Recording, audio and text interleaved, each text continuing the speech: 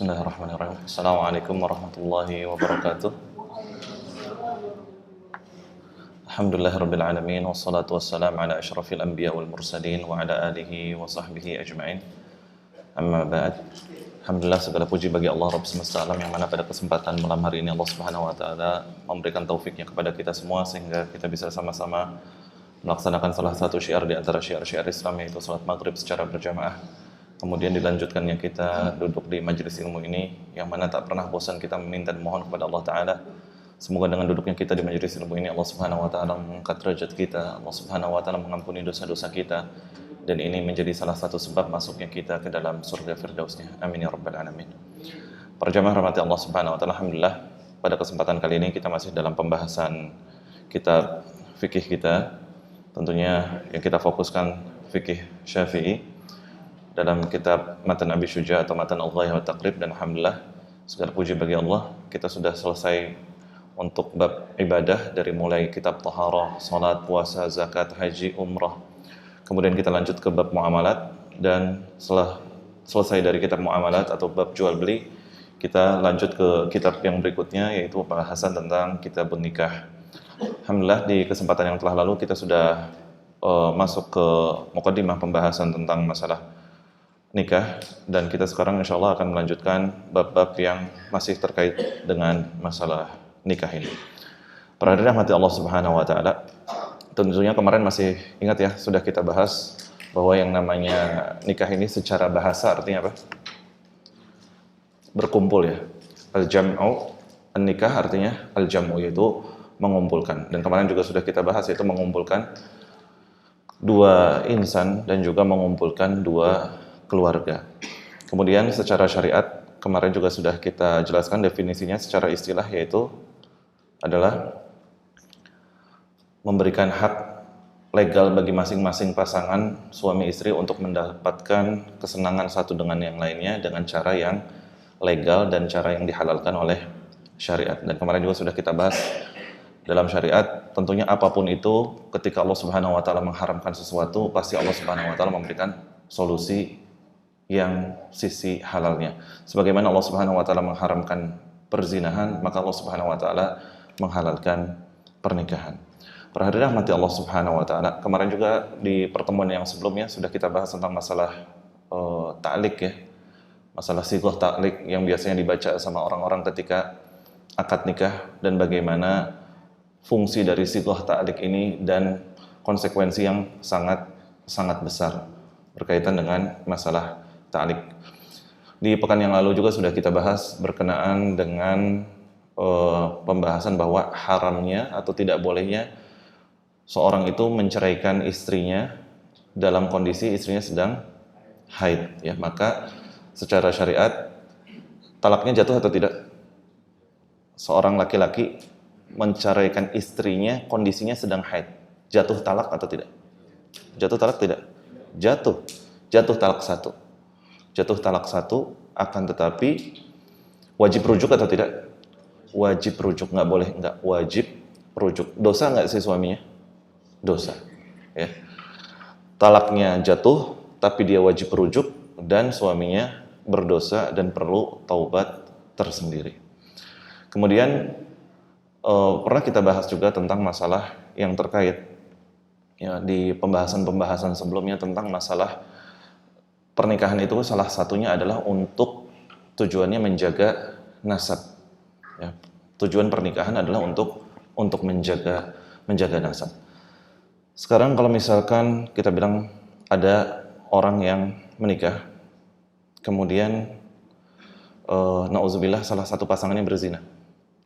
Ini kebetulan banget ya, kurang lebih 1 bulan yang lalu, persis 1 bulan yang lalu saya dapat pertanyaan. Ada salah satu jamaah nanya, Ustaz, ini pertanyaan dari teman saya, teman-temannya dia ya, nanya bahwa na'udzubillah nasallallahu salamah al-afiyah, istrinya selingkuh. Istri ini pertanyaan sebulan yang lalu, maksudnya kisah nyata ya, istrinya selingkuh dengan teman kantornya dan sudah zina. Dan subhanallah, zinahnya itu nggak sekali tapi berkali-kali selama 2-3 tahun. Baru ketahuannya sekarang. Apa yang harus dilakukan? Nah, yang jadi masalah adalah si anaknya dalam proses 2-3 tahun ini ternyata si istri hamil. Si istri hamil dan punya anak. Anaknya nggak mirip bapaknya sama sekali. Pertanyaannya, nasab anak ini ke siapa? Ke si bapaknya atau si suami dari si istri ini atau ke selingkuhannya? Hah? Paham ya kasusnya? Ini nauzubillah, ini kisah nyata. Ini suami orang Indonesia ya, suami istri nikah terus ternyata nauzubillah istrinya selingkuh dan sudah zina berkali-kali antara 2-3 tahun, kemudian baru ketahuannya sekarang. Punya anak. Nah, kalau kasusnya dia punya anak, ternyata anaknya bahkan secara fisik nggak mirip sama bapaknya. Bahkan ada mirip-miripnya sama laki selingkuhannya. Sekarang pertanyaannya, si anak secara nasab bin siapa ini anak? Bin siapa? Hah? Tes DNA. Tes DNA bisa menjadikan bahwa ini bukti si anak itu nasabnya ke siapa? Hah? Harus tes DNA. Para dirahmati Allah Subhanahu wa taala, ini udah ada fatwa dari berbagai lembaga fatwa internasional ya, bahwa tes DNA itu tidak bisa 100% menjadi bukti utama, hanya bisa menjadi faktor penguat saja. Tapi menjadi bukti untuk menjadi putusan dari tes DNA tidak bisa. Terus gimana? Dalam hal ini para jamaah rahmat Allah Subhanahu wa taala, ada hadis yang menyebutkan tentang Nabi SAW menyebutkan al-waladu lil firash. Al-walad lil firash walil ahiri al-hajar. Kata Nabi SAW, anak itu milik orang yang punya kasur. Sedangkan orang yang berzina, hukumannya adalah al-hajar. Al-hajar, banyak tafsir di antara para ulama, ada yang menafsirkan maksudnya hajar adalah hajar itu batu, berarti rajam. Kalau dia sudah menikah, kalau belum berarti dia cambuk, atau juga hajar bisa dimaknai hajar yaitu dikasih hukuman sanksi sosial dan sebagainya. Intinya dalam hal ini nasab si anak harusnya ke bapak yaitu si suami dari si istrinya tadi. Dan ini ternyata pernah kejadian di zaman Nabi Sallallahu Alaihi Wasallam. Kejadiannya ada seorang sahabat, kalau nggak salah ya, sahabatnya Amr bin As. Amr bin As ini punya kakak laki-laki. Kakaknya beliau waktu itu belum masuk Islam, masih jahiliyah. Kemudian kakaknya ini pernah berzina sama salah seorang budak perempuan. Berarti budak perempuan kan dia punya majikan, ya. Budak perempuan ini punya majikan, tapi si budak ini zina sama kakaknya Amr bin As. Kemudian hamil, punya anak laki-laki. Dan secara fisik Amr bin As ini mukanya mirip sama kakaknya. Dan si anak ini yang lahir dari si budak tadi mukanya mirip sama Amr bin As, mukanya mirip sama kakaknya Amr bin As. Maka sebelum wafat, kakaknya Amr bin As berwasiat kepada Amr bin As, nanti kalau saya meninggal, tolong ambil itu anak saya. Minta wasiatnya biar anaknya diambil. Singkat cerita, akhirnya Amr bin As pengen ngambil si anak itu karena nganggapnya itu wasiat dari kakaknya plus anak itu ponakan dia. Secara fisik mirip anaknya sama beliau dan sama kakaknya. Akhirnya si budak perempuan ini kan berarti kan dia punya majikan. Nah, majikannya kan ibaratnya walaupun bukan suaminya, tapi kan dalam syariat majikan dari budak ini berarti halal untuk menggauli si budak tadi. Ya. Nah, ternyata si majikan ini dia punya istri, terus punya anak lagi, laki-laki. Nah, berarti kan sama si anak yang tadi ini seolah-olah saudara sebapak, ya, saudara sebapak. Maka ketika Amr bin As mau ngambil anak itu, saudaranya tadi atau kakak dari si anak ini nggak nerima, enak aja ngambil adik anak, nggak bisa. Akhirnya diaduinlah ke Rasulullah Sallallahu Alaihi Wasallam.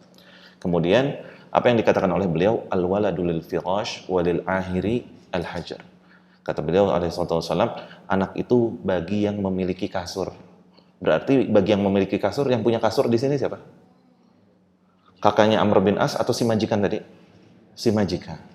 Maka dalam hal ini Rasulullah SAW tidak membolehkan Amr bin As ngambil si anak tadi. Dan nasab anak tadi berarti nasab ke majikannya tadi.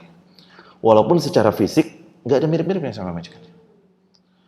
Maka dalam hal ini penting ya, tujuan pernikahan adalah untuk menjaga nasab salah satunya. Makanya dalam pernikahan penting ada yang namanya masa iddah. Kalau misalkan terjadi suami wafat ataukah suami mencerai istrinya, wajib ada masa iddah. Salah satu tujuan masa iddah untuk memastikan tidak ada nasab yang tercampur. Sekarang yang jadi pertanyaan, kalau kasusnya kayak gitu ya, waliyadzubillah, si bapak nggak nerima, ini anak amat, nasabnya ke dia gitu. Kenapa? Karena kalau nasabnya ke dia, berarti otomatis kalau si anak ini perempuan, si bapak ini bisa jadi walinya, iya kan? Konsekuensinya banyak. Kemudian ada namanya hukum waris mewarisi dan lain sebagainya. Intinya terjadi penasaban ke si bapak ini.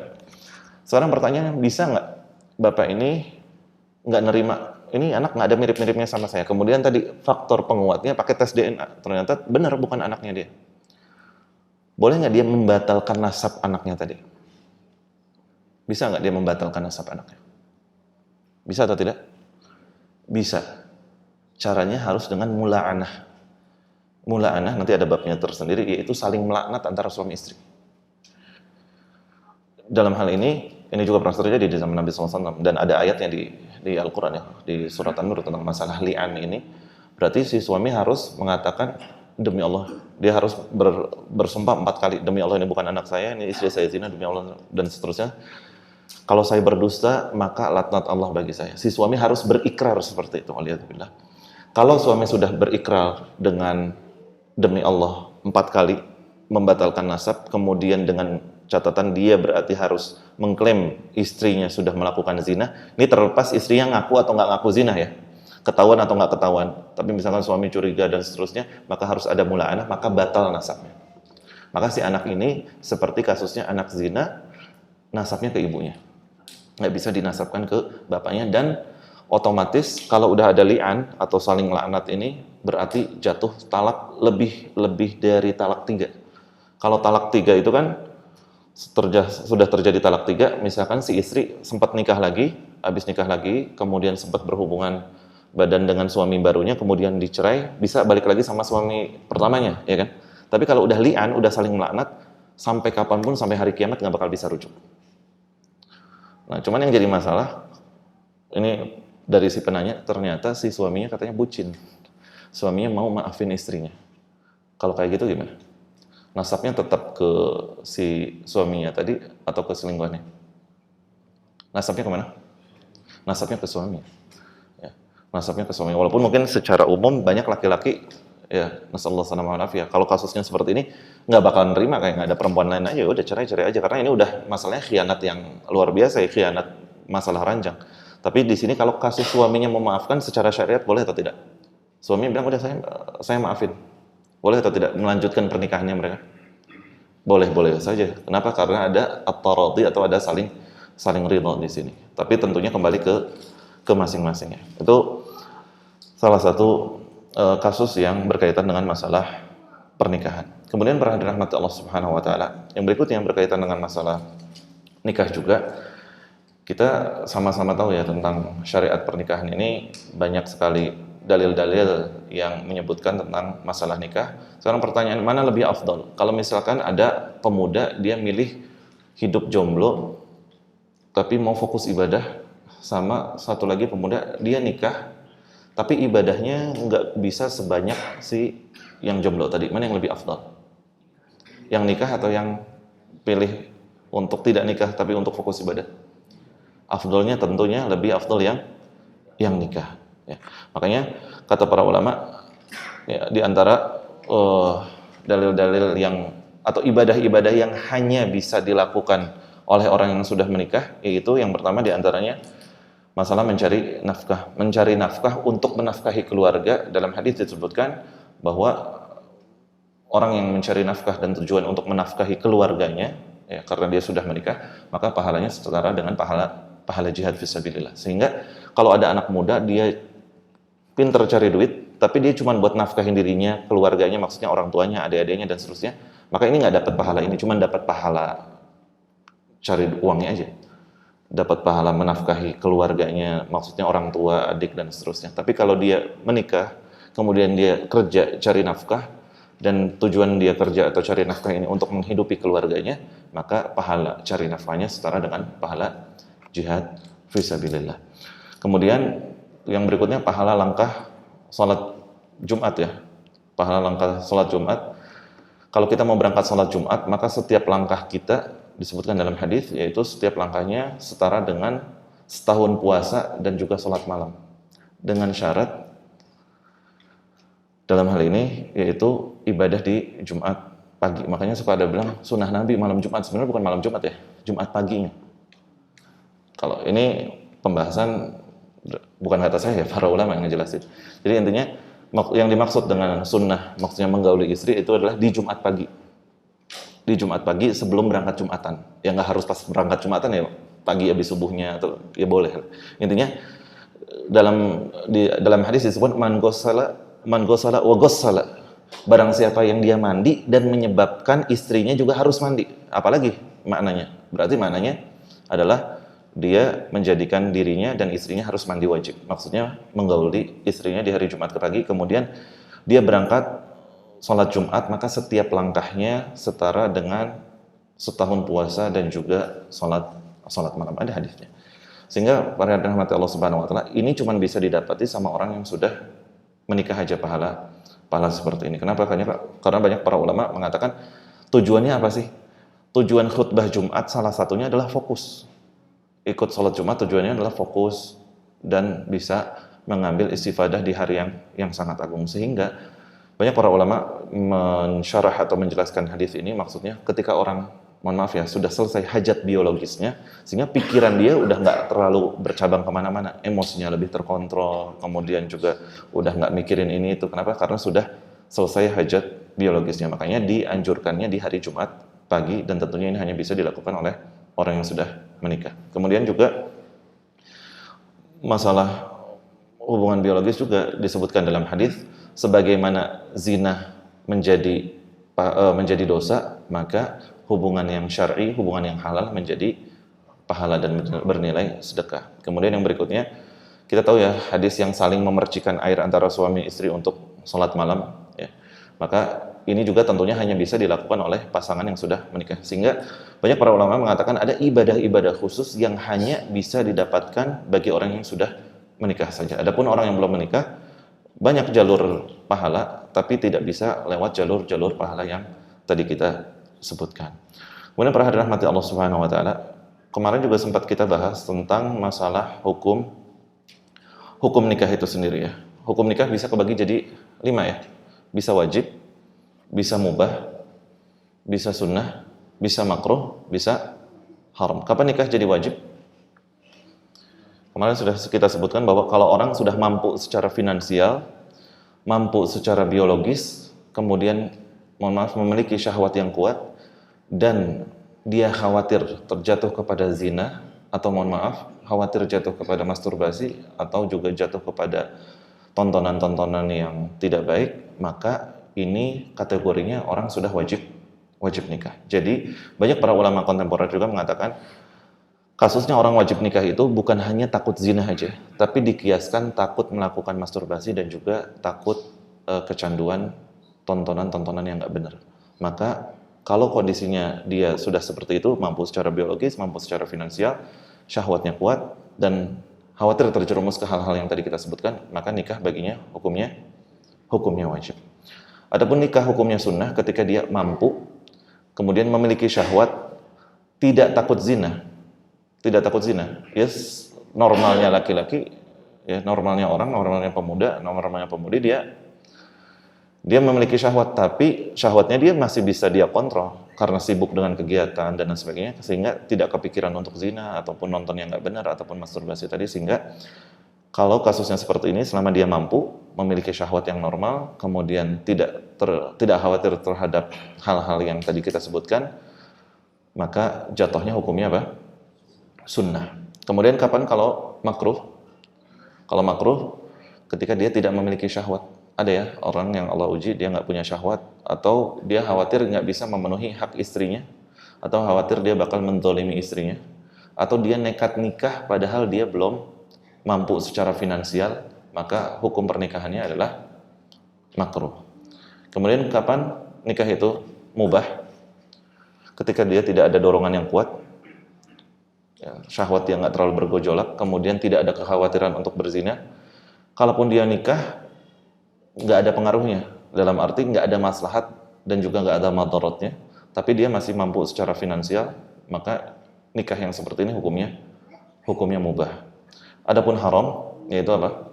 Ketika dia nikah dan dia tahu kalau dia nikah, dia nggak bakalan mampu menafkahi istrinya, atau nauzubillah, dia punya niat kalau nikah, dia mau KDRT, atau dia nauzubillah, dia punya fantasi-fantasi yang tidak benar, yang benar-benar melanggar syariat sehingga dia mau menyiksa istrinya dan lain sebagainya, maka ini termasuk haram. Ya, karena niatnya untuk melampiaskan hal-hal yang tidak benar yang sampai jatuhnya menyiksa istri. Waliyadzubillah, maka hal yang seperti ini juga haram. Kemarin juga kita sudah bahas, orang yang misalkan sudah punya 4 istri, pengen nikah lagi jadi yang kelima, ini juga termasuk pernikahan yang haram. Jadi intinya masalah nikah, hukum asalnya dia sunnah, tapi bisa masuk ke salah satu di antara hal-hal yang tadi kita sebutkan ya. Hukum asalnya sunnah, bahkan sunnah muakkadah, tapi bisa jadi wajib, bisa sunnah, bisa mubah, bisa makruh, bisa haram.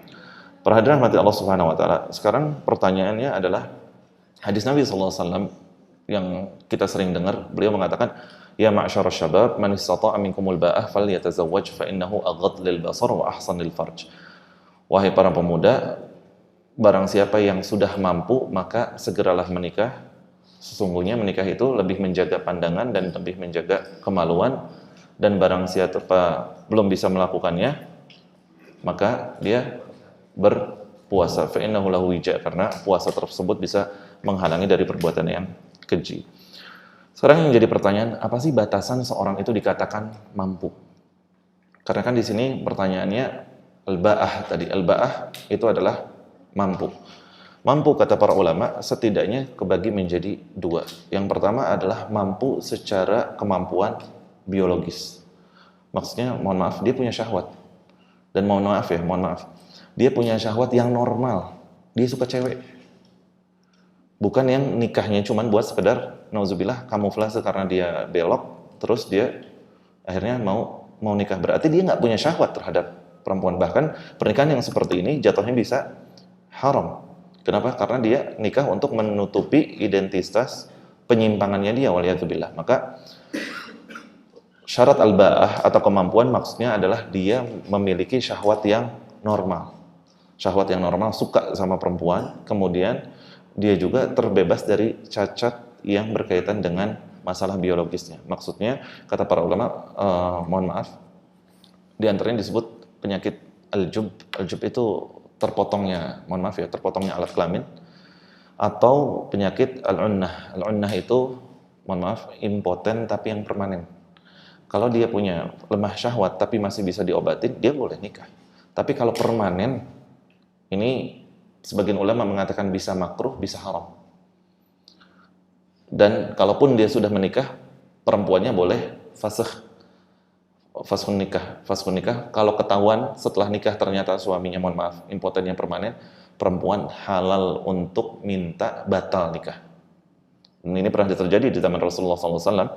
Seorang wanita ngadu ke Rasulullah SAW mengatakan, "Ya Rasulullah, inna zauji mithla hadzabati thawb." Ya Rasulullah, suamiku kayak ujung lengan baju. Maksudnya lemes. Dalam arti ujung lengan baju lemes, ya nggak bisa memenuhi syahwat istrinya. Sehingga apa yang dilakukan oleh Rasulullah SAW? Boleh perempuan ini minta faskhun nikah, batal nikahnya. Kalau perempuannya tidak ridho, lain cerita kalau nanti perempuannya ridho ya. Lain cerita kalau perempuannya ridho. Sehingga dalam hal ini al-ba'ah atau kemampuan yang dimaksud dalam masalah pernikahan yaitu tadi yang pertama memiliki syahwat, kemudian yang kedua dia tidak impoten yang permanen. Ya, kalaupun dia ada lemah syahwat, dia masih bisa diobati. Kemudian yang berikutnya adalah yang kedua, batasan al-ba'ah, kemampuan secara finansial. Kemampuan secara finansial. Kenapa? Karena kan nikah itu bukan sekedar mampu secara fisik, secara biologis, tapi butuh juga kemampuan secara finansial. Sekarang apa sih yang jadi batasan orang itu dikatakan mampu secara finansial? Kata para ulama, terkhususnya ulama-ulama madhab Syafi'iyah dalam hal ini, yang pertama dia harus punya uang untuk bayar mahar. secara kontan. Boleh nggak sih bayar mahar itu den atau hutang? Boleh nggak? Boleh ya? Boleh, asal perempuan yang ridho. Tapi dalam hal ini, syarat orang dikatakan mampu atau al-ba'ah, dia harus apa? Mampu memberikan mahar yang kontan. Dan nggak sampai di situ, mahrul mithl. Apa itu mahrul mithl? Yaitu mahar kontan secara urfnya keluarga si perempuan itu. Mahar kontan secara urf dari keluarga itu. Misal tergantung ya, tergantung daerah, tergantung kabilah dan seterusnya. Sehingga ada misalkan kabilah-kabilah tertentu menentukan, ya misalkan di Saudi ya, menentukan syekhul kabilah atau kepala kabilahnya menentukan misalkan maharnya untuk gadis misalkan minimal di 50.000 real. 50.000 real berarti sekitar berapa? Ya 200, hampir 250 jutaan ya. 200, itu mahar aja ya, belum acara nikah, belum acara walimah, belum apa segala macam. Itu untuk kabilah itu misalkan, untuk kabilah-kabilah tertentu.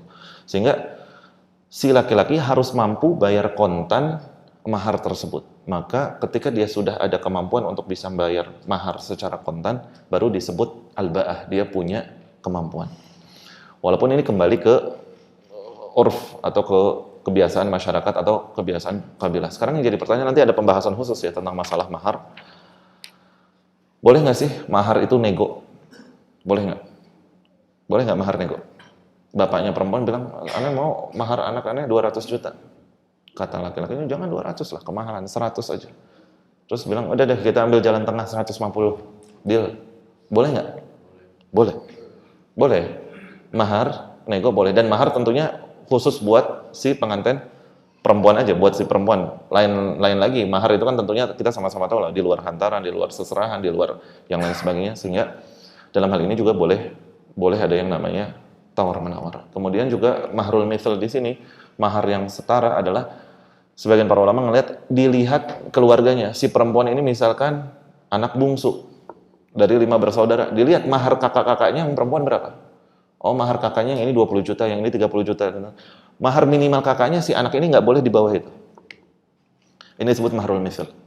Juga dilihat dari siapa? Dari keluarganya dah, dari ammah-ammahnya. Dari ammah-ammahnya, dari halati-halatinya, dia harus dilihat mahrul mithl. Berapa mahar keluarga itu?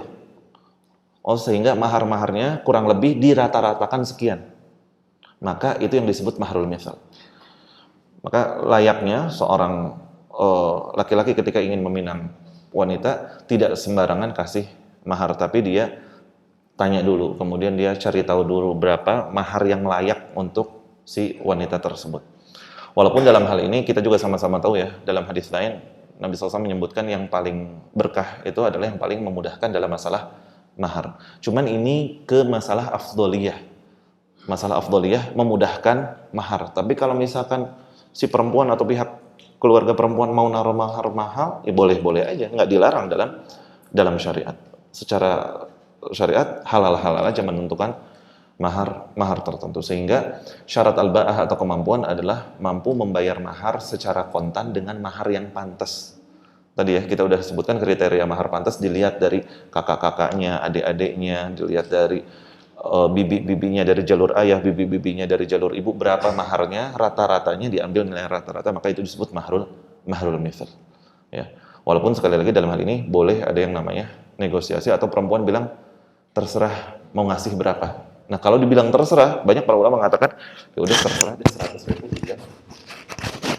Terserah dalam arti kita harus cari tahu ngasih mahar yang pantas. Dan mahar yang pantas itu adalah mahrul mithl. Makanya artinya mithl itu artinya apa sih? Serupa. Al-mithl artinya serupa maksudnya serupa dari keluarga kerabat-kerabat si harimin atau si perempuan ini. Kemudian syarat yang kedua al-ba'ah, ketika seorang itu dikatakan mampu, yaitu dia mampu menafkahi jangka pendek. Maksudnya apa? Dia ketika nanti sudah menikah, tadi yang pertama dia harus bayar nafkahnya secara kontan. Walaupun ada sebagian daerah itu maharnya hutang, ada ya. Saya punya teman waktu pas kuliah di Ummul Qura, teman saya orang Somalia, tahu ya Somalia daerah di Afrika. Dia bilang kita adat di daerah saya, dia bilang kami itu mahar pasti ngeden, nggak mungkin kontan. Itu memang udah menjadi urf, udah menjadi adatnya. Saya nggak tahu apakah hampir semua Somal atau enggak. Yang jelas dia bilang di daerah dia seperti itu, maharnya den. Kenapa? Biasanya, kata dia, urfnya atau budayanya, kalau nanti si suami mau ngelunasin mahar ke istri setelah nikah, berarti suami mau menceraikan istri. Budayanya kayak gitu. Karena kalau suami mau menceraikan istri kan udah nggak boleh punya hutang mahar, harus sudah lunas. Makanya banyak, kata dia, perempuan-perempuan kalau misalkan suaminya mau ngelunasin mahar, banyak yang ketakutan. Ente mau ngelunasin mahar, jangan-jangan mau ceraiin ana. Ada budayanya seperti itu. Sehingga yang menjadi budaya di tempat dia, maharnya itu secara den. Tapi yang dimaksud al-ba'ah, hatta dia maharnya secara den, dia harus punya uang atau mahar secara tunai, bahwa kalaupun di den dengan budayanya seperti itu, maka dia harus punya emang disimpan untuk pelunasan tadi, kecuali si istri ridho. Ini lain cerita ya. Kalau si istri ridho bilang, udah khair, nggak masalah, ana nggak harus apa namanya dibayar lunas, nggak apa-apa, diutang aja.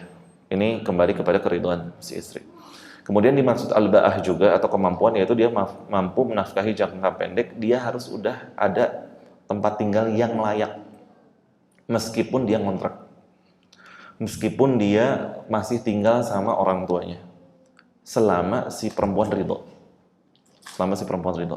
Jadi harus bilang dulu, habis nikah kita tinggal di rumah orang tuanya. Khair, perempuannya bilang nggak masalah. Ya nggak jadi masalah.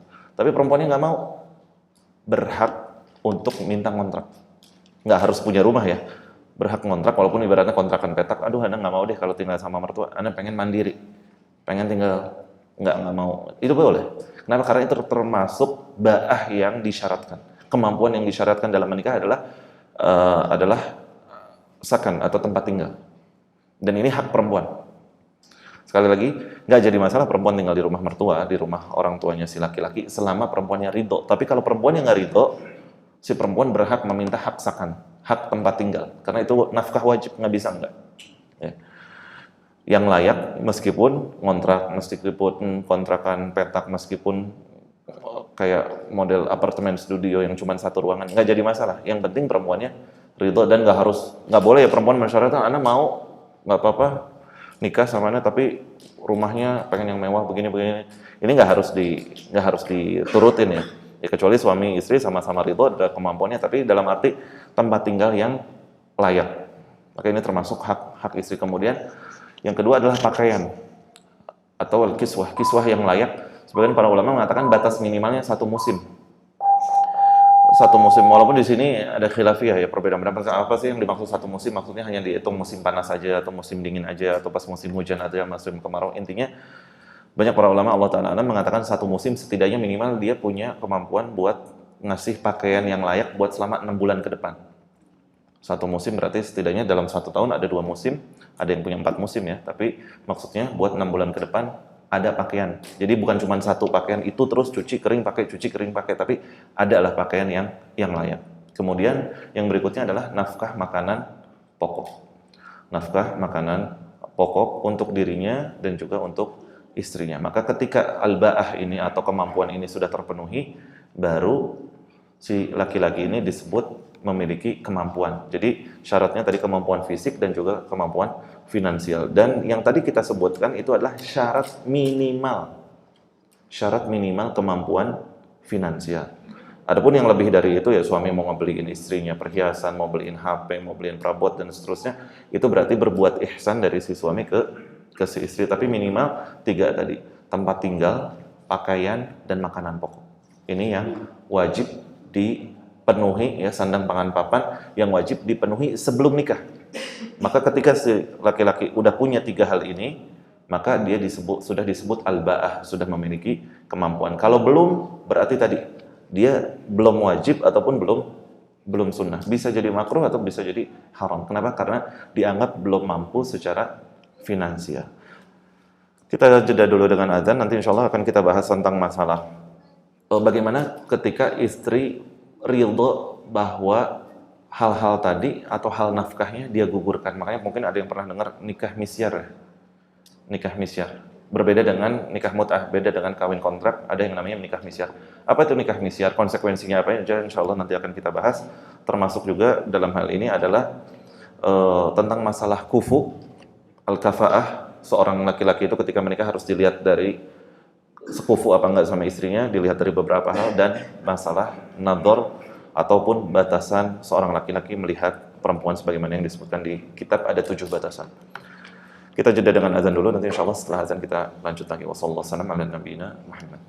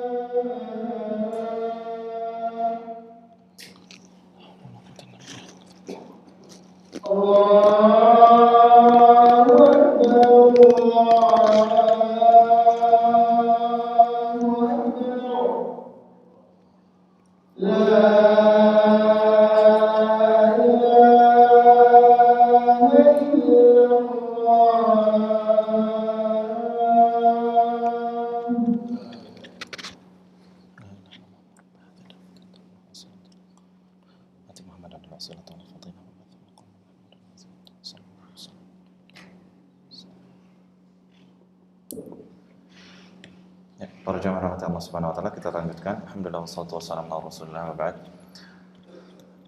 Ya, sebelum kita lanjutkan tadi mohon maaf ada sedikit ralat ya tentang masalah hadis al-walad lil firash tadi.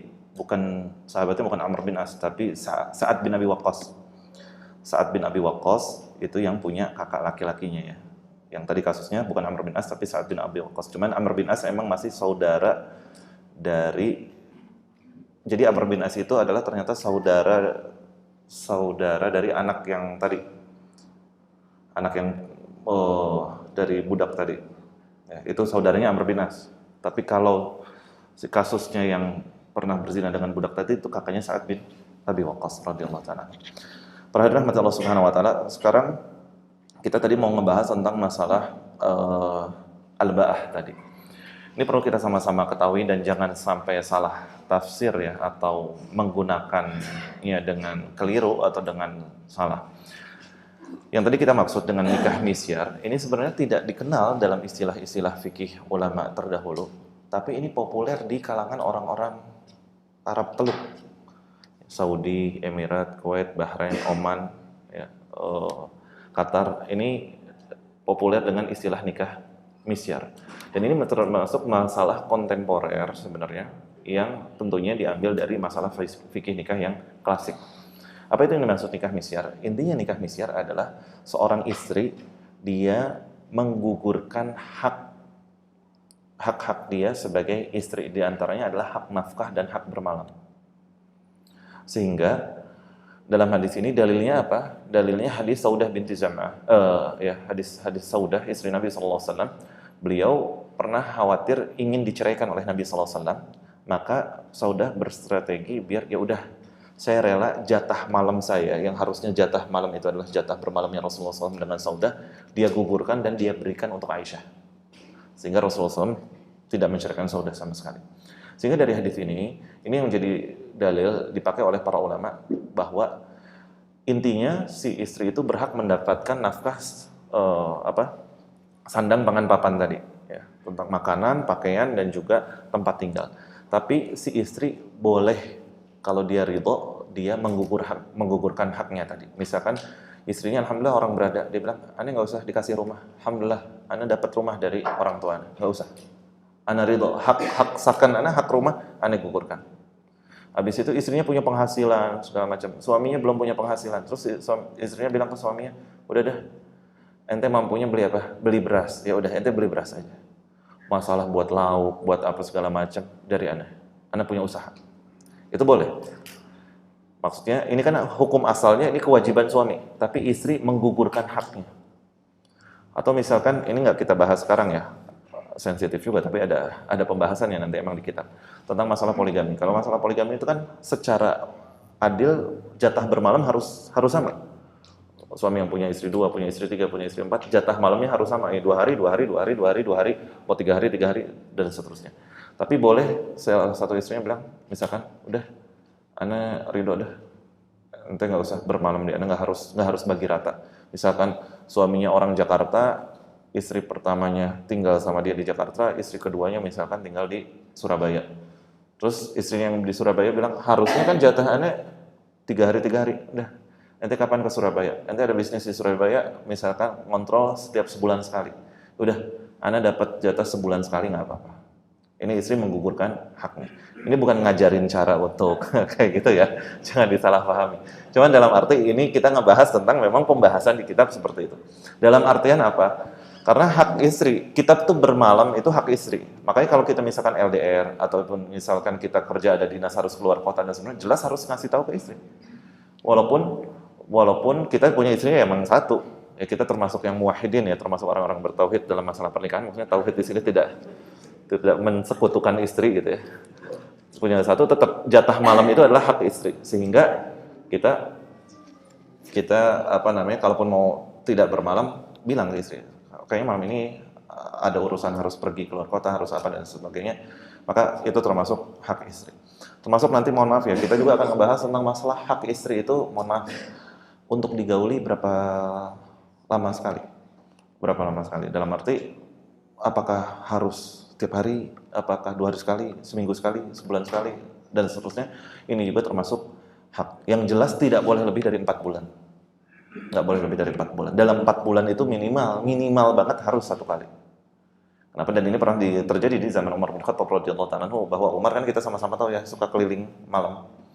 Suka keliling malam melihat kondisi. Kemudian Umar bin Khattab pernah satu waktu kejadian melihat ada perempuan bersenandung Dan makna dari senandungnya bahwa kalau bukan saya takut kepada Rob saya ini niscaya ranjang ini bakal goyang.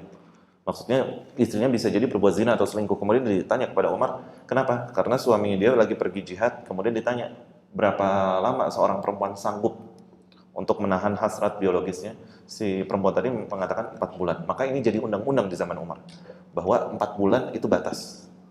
Nggak boleh lebih dari 4 bulan kecuali si istri ridho. Karena itu hak.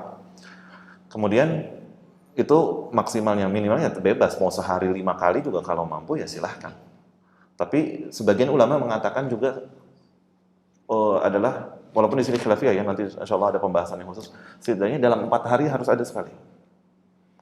Dalam 4 hari harus ada sekali. Kenapa? Sebagian ulama mengkiaskan kalau orang maksimal dia punya istri 4, maka jatahnya adalah sehari, jadi 4 hari. Maka dalam 4 hari itu, walaupun kita istri kita 1, tapi 4 hari itu harus, kalau istrinya memang mau, apalagi mohon maaf, perempuan kan ada masa ovulasi ya, dan masa ovulasi kalau beda sama laki-laki.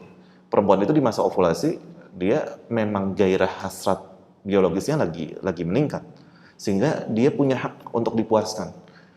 Makanya kalaupun kita capek, kita minta izin, jangan udahlah capek, udah nggak pengen, bilang baik-baik, nanti dulu ya, atau ntar dulu ya, dan seterusnya. Sebagaimana hak kita sebagai laki-laki adalah hak tersebut, sehingga di antara masalah nikah ini kan, bahkan kita sama-sama tahu ya, perempuan nggak boleh dengan alasan malas keramas lah, dengan alasan nggak mood, ya walaupun itu mungkin ya, perempuan nggak mood, dia malas keramas, mandi dingin, mungkin banget, manusiawi.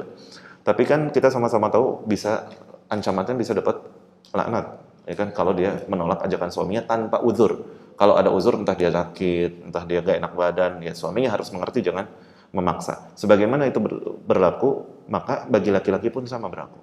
Si istri punya jatah, termasuk sebagian ulama mengatakan ketika di masa ovulasi tadi. Ketika hasrat gairah, itu kan dalam masa ovulasi, dalam sebulan kan cuma beberapa hari aja. Maka di masa ovulasi tersebut, dan kita sebagai suami yang baik seharusnya tahu kapan masa ovulasi istri kita, sehingga di hari-hari dia ovulasi sebisa mungkin untuk minimal sekali ngasih haknya istri. Atau kalaupun di luar masa ovulasi, setidaknya 4 hari tadi sebagian ulama mengatakan harus memberi jatah nafkah biologis. Kalaupun enggak, yang penting istrinya ridho. Yang penting istri ridho. Karena banyak para ulama menyebutkan kalau perempuan itu kan jarang ya. Kalau laki-laki banyak yang langsung mau to the point, minta. Tapi kalau perempuan nggak to the point, dia nggak minta secara langsung. Makanya dalam hal ini banyak para ulama juga mengatakan laki-laki harus peka ya. Ini istrinya lagi pengen, istrinya lagi mau. Maka kalaupun dia mampu, dia kasih. Kalaupun enggak, ada uzur, capek dan seterusnya, harus minta izin. Kenapa? Karena ini termasuk nafkah yang wajib atau yang harus dipenuhi oleh seorang suami. Sebagaimana kita memiliki keinginan tidak mau ditolak, maka istri pun memiliki hak untuk hal tersebut.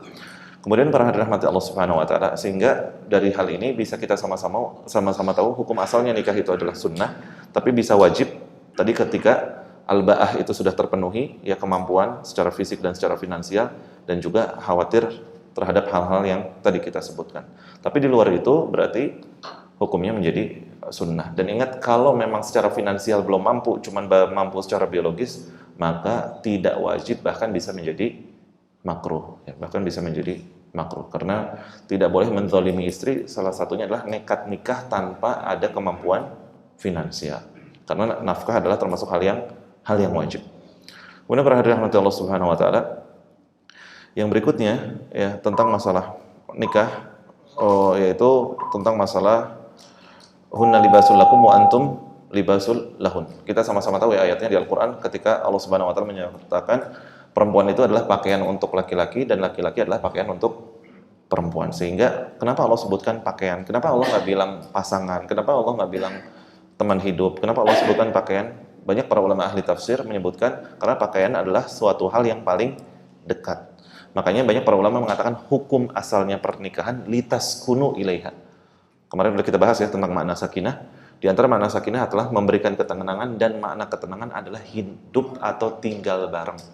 Maka banyak para ulama mengatakan kalau memang bisa untuk tidak LDR, bisa hidup serumah, maka itulah inti tujuan dari pernikahan litaskunu ilaiha. Tapi kalau misalkan memang tidak memungkinkan, ya karena masalah nafkah, masalah kerjaan dan sebagainya, nggak jadi masalah, nggak terlarang juga, nggak jadi makruh juga. Yang penting saling ridho. Dan ketika ketemu, ya saling memberikan haknya. Baik itu mohon maaf hak secara nafkah ataupun hak secara masalah hubungan biologis. Kenapa? Karena inti dari pernikahan adalah litas kuno itu tinggal bareng. Dan kenapa disebut libas? Kenapa disebut pakaian? Karena ya pakaian paling dekat sama orang, berarti nempel. Maksudnya nempel ya bareng-bareng terus kemana-mana kalau bisa bareng. Sehingga itu tujuan intinya. Walaupun sekali lagi tidak jadi aib ya masalah LDR itu, tentunya banyak para ulama juga membahas boleh-boleh saja, apalagi memang kaitannya dengan maslahat urusan kerjaan dan sebagainya. Yang penting di sini ada komunikasi yang baik dan saling ridho. Kemudian yang kedua adalah pakaian itu menutup aib ya. Ya kan di dalam tubuh kita ya ada aib, dalam arti ada aurat yang harus memang ditutupi, sehingga tujuan dari pakaian adalah menutupi aurat kita, menutupi aib kita. Dan ini adalah tujuan pernikahan, sehingga nikah itu tentunya harusnya saling menutupi aib, bukan saling membongkar aib. Dan nasallahu salama ya, sebagian perempuan sekarang ada masalah sama suaminya langsung bikin status WhatsApp lah, status di IG lah, di Threads lah, di X, di segala macam, bikin TikTok segala macam. Intinya dia lagi ngeluhin masalah rumah tangganya. Dan ini tentunya sifat yang seperti ini, mohon maaf ya, bukan sifat wanita yang salehah. Begitu juga sama kita laki-laki, tidak mengumbar aib keluarga kita. Dan pernah kita ceritakan bahwa Nabi Ismail pernah menikah 2 kali. Istri pertama diceraikan oleh Nabi Ismail, sebab perceraiannya adalah karena membongkar aib rumah tangga. Membongkar aib rumah tangganya sebenarnya bukan Nabi Ismail punya aib yang seperti gimana-gimana, enggak. Nabi Ismail ketika itu diuji dengan masalah ekonomi dan istrinya tidak bersyukur, padahal Nabi Ismail udah berusaha, tapi ngeluh ke sana sini bahwa dia kurang dalam masalah ekonominya. Sehingga dia membongkar aib rumah tangga. Yang jadi patokan adalah para hadirin rahmat Allah, yang penting suami dia mau tanggung jawab cari nafkah. Yang jadi masalah kalau suaminya malas-malesan. Ini baru masalah si suaminya. Tapi kalau suaminya udah usaha, tapi rezekinya memang Allah takdirkan belum banyak, ya sabar, ya qanaah dalam hal itu. Yang penting ada usaha. Sehingga dalam hal ini penting untuk menjaga aib rumah tangga. Termasuk bikin status-status ya yang isinya membongkar aib ataupun masalah rumah tangga. Kemudian yang berikutnya adalah pakaian menghangatkan ya. Intinya pakaian adalah menjaga kita dari dingin ataupun menjaga dari hal yang panas. Intinya adalah saling menjaga dan saling melengkapi satu yang lainnya. Kemarin udah kita bahas ya, ketika suaminya cemas ya istrinya menenangkan ya.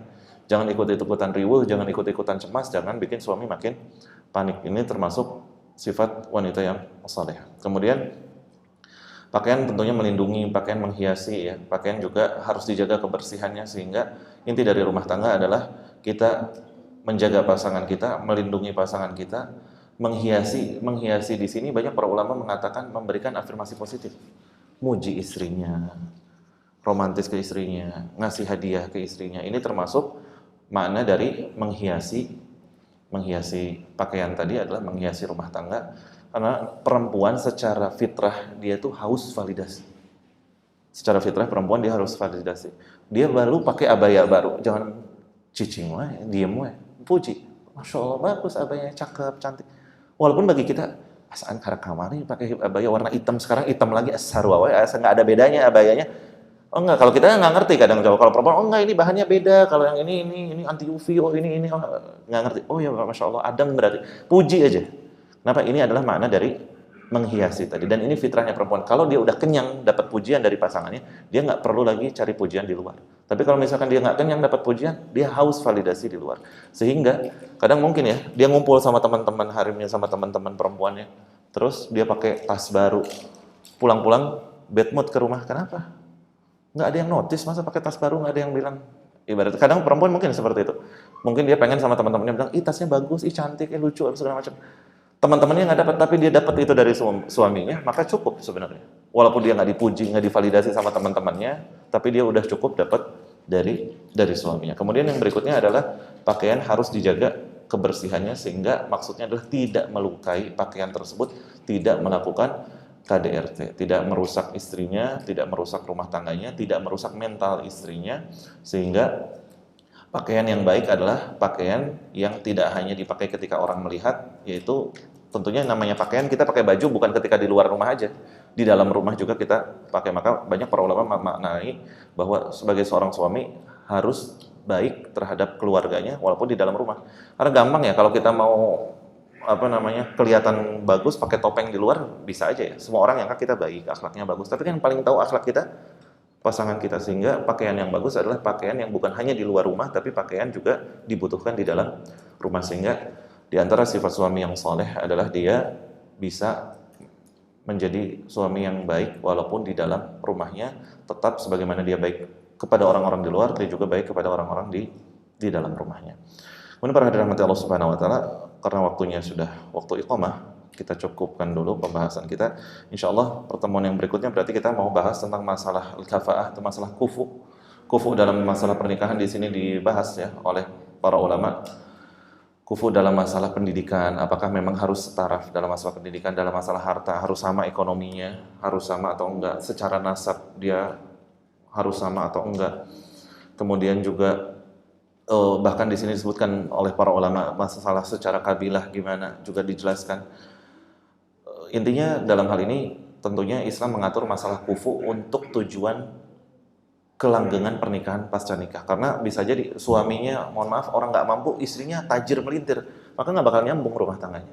Termasuk orang tuanya sama-sama besan, nggak nyambung obrolannya. Yang satu saking tajirnya, yang satu biasa aja, sehingga tidak nyambung. Makanya nanti insya Allah kita akan bahas termasuk masalah nadhor, yang di kitab disebutkan ada 7 hal yang berkaitan dengan nadhor, dan batasan apa aja yang boleh dilihat ketika nadhor, apakah hanya wajah dan telapak tangan, ataukah orang juga boleh melihat rambut dari calon pengantinnya dan selainnya. Insya Allah akan kita bahas di pembahasan berikutnya, termasuk masalah khitbah, masalah lamaran, bagaimana melamar yang gadis, bagaimana melamar yang janda, bagaimana yang afdolnya, bagaimana cara melamar, bagaimana batasan seorang itu sudah dikatakan melamar atau belum. Insya Allah nanti ada pembahasannya, termasuk setelahnya masalah mahar, syarat nikah. Boleh nggak si perempuan mensyaratkan sebelum nikah dengan syarat-syarat tertentu, termasuk saya mau nikah sama kamu dengan syarat tidak dipoligami misalkan, boleh atau tidak? Saya mau nikah sama kamu dengan syarat pokoknya beres nikah pengen jalan-jalan keliling Eropa misalkan, boleh atau tidak? Ini syarat-syarat pernikahan, insya Allah nanti akan kita bahas juga di pertemuan yang berikutnya biidznillah ta'ala. Itu saja yang bisa disampaikan. Kalau nanti ada pertanyaan mungkin bisa setelah sholat ya, karena waktunya sudah masuk waktu iqamah. Tentunya yang benar hanya datang dari Allah Subhanahu wa taala, yang salah dari diri saya pribadi dan dari syaitan. Saya mohon ampun kepada Allah Azza wa Jalla. Kita tutup dengan kafaratul majlis. Subhanakallahumma wa bihamdika asyhadu an la ilaha illa anta astaghfiruka wa atubu ilaik. Wassallallahu wasallam ala nabiyyina Muhammad wa akhiru da'wana alhamdulillahirabbil alamin. Assalamualaikum warahmatullahi wabarakatuh.